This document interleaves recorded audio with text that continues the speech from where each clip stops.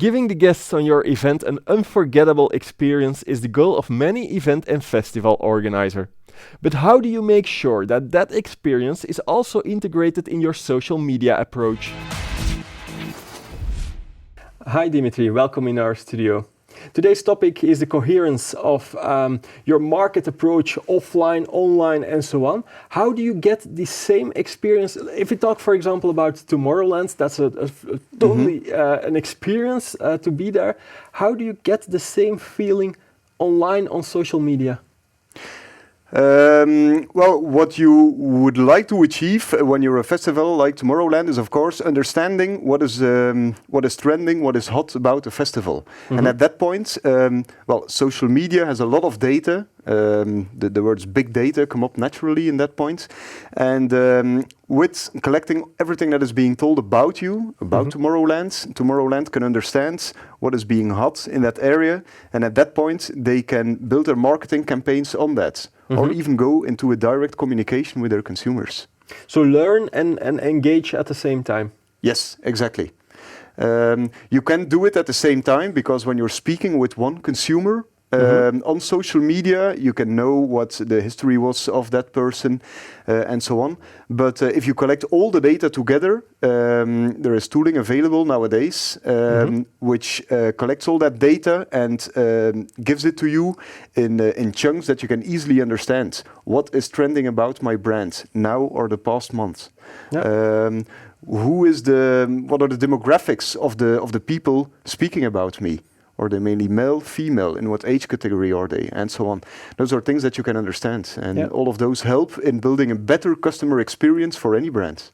But it's not only people asking your questions and so on, but sometimes it's just people talking about your event, sharing some pictures they took and so on. How do you handle those? Do you do something with it or just leave them aside?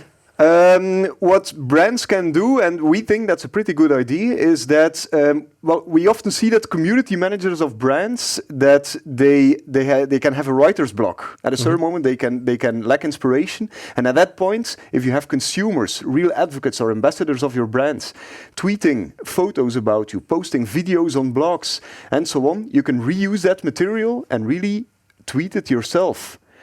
The thing is that the material you have really connects to your brand because it has been spread by your ambassadors of your brand. And at the same time, your ambassadors will be very happy because well, it would be stupid of just taking the material and not putting any reference to them. Yeah. So it works in both ways. You make your very happy customers even happier. And at the same time, you are really digging into the customer experience because what they are speaking about is what determines your brand.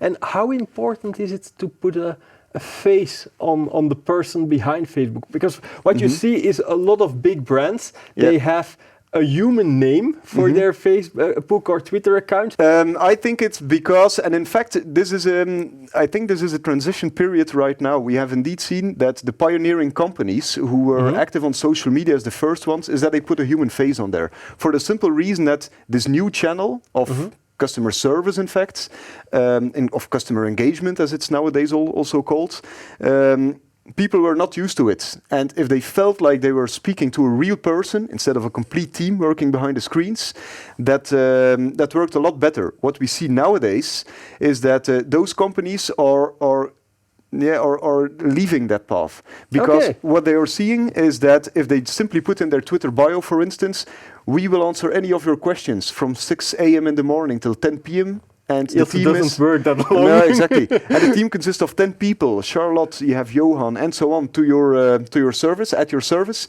Well, then people already know that it works this way. Another way of working is, of course, working with the initials of every person answering tweets. Exactly. You see that a lot of times. Yes, yeah. And that is in fact the best practice, because then people they really understand. Okay, I'm speaking with a team here on the other side, but look at this. It's always the same person that is answering my questions. He knows my situation and he understands it.